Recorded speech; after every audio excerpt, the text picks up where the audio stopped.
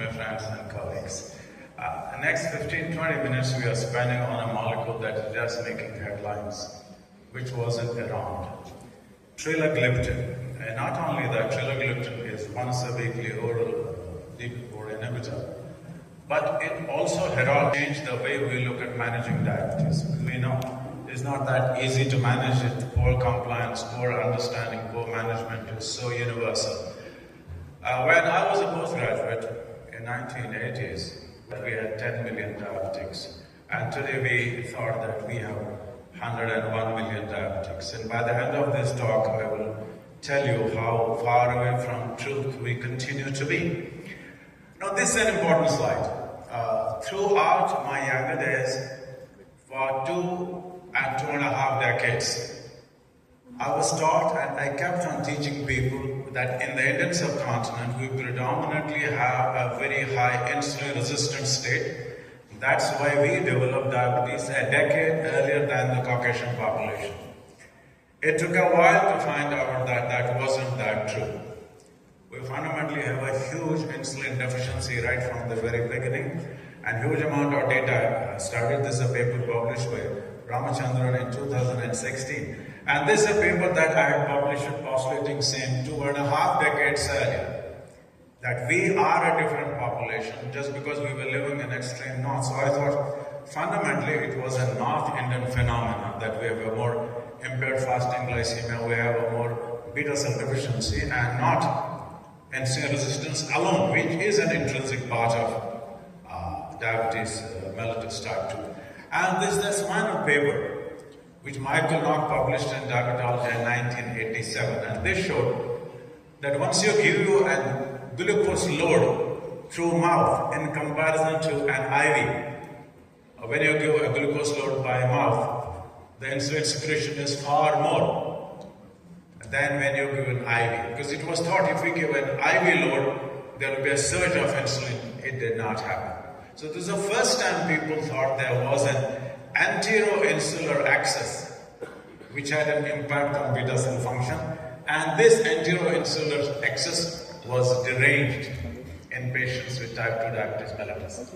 And data in the last 1.5 decades have shown that this mechanism is far more prevalent in the Indian subcontinent as a genetic anomaly than in the Caucasian population.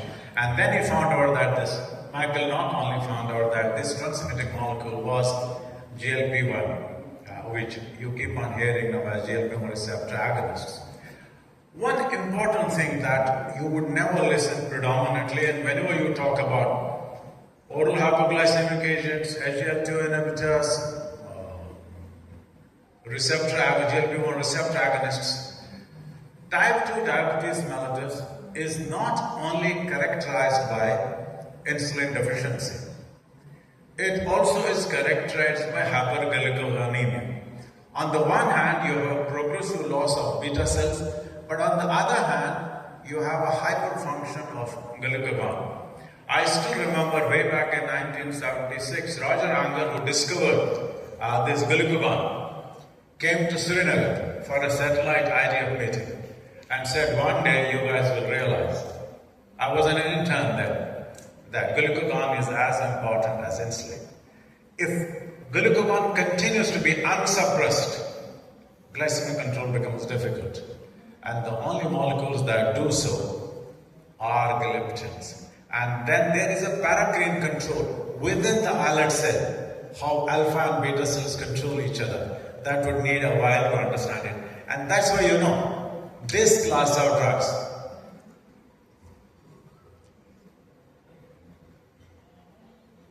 corrects this inadequate glucose suppression as well as chronic beta cell deficiency. And this continuous connect between this alpha and beta cells is only correctable by gliptins.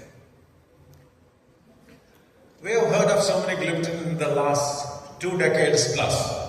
We don't need to walk the line today. But let's talk about the molecule that we are concentrating on today. Trelagliptin, a once-weekly DPP4 inhibitor. Currently recommended as an add-on therapy with metformin or a solo drug for people who do not tolerate metformin. And a very convenient way of taking a drug on a weekend and could take care of for quite a few years, even more than half a decade. Phase 3 trial showed positive results. The first Japanese drug and has been approved almost a decade back there. And many times, the Western markets keep themselves closed for whatever is happening outside the Western market.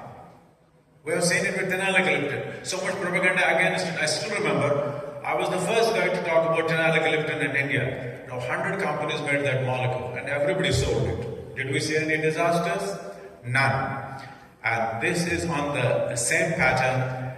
Indian companies have started formulating it, API synthesis. Bioequivalence studies have been conducted by Zuventus in the recent times. Phase 3 clinical trials and approvals for creating drugs within the Indian market, and phase 4 clinical trials ongoing, and the drug is already getting marketed. Now, if you look at the half-life of the drug, we know the conventional gliptins, sitagliptin, vildagliptin, Trelagliptin in our own country, linagliptin, two molecules that have the highest half-life, Gliptin and Trelagliptin. 54 hours duration of action, and longest duration of action, that's why probably will cross. I was this morning reading a paper, is it possible now giving GLP-1 receptor agonist is bi-weekly, means giving the drug only twice a month and having an excellent control. Paper published only today. Highly selective for DPP4, because DPP is not only one enzyme pathway. DPP4 is a huge enzyme pathway. So there has always been an apprehension that they should not cross-react with each other. Data shows this. Highly selective activity. And if you compare it with Allagliptin, also fundamentally a Japanese molecule, it is fourfold more potent as a DPP4 inhibitor than Allagliptin, and 12-fold more potent as a DPP4 inhibitor with our sitagliptin. Huge amount of data already published, and it has been in the reckoning for a good part of a decade, not yesterday and not now in any way. Pharmacokinetics, absorbability is excellent, oral absorption to the tune of 80 to 90%. Peak activity is reached just in 3-4 hours. It means you don't have to wait for weeks together to get the biological or pharmacological response. It will just start within a day. You take the drug and within few hours you'll start having the drug. And I told you already duration of action, and is predominantly excreted through renal route. So some safety needs to be exercised in people who have a significant reduction in EGFR. Basic all-class effects of gliptins that we have been talking about. Glycemic stability, thereby meaning that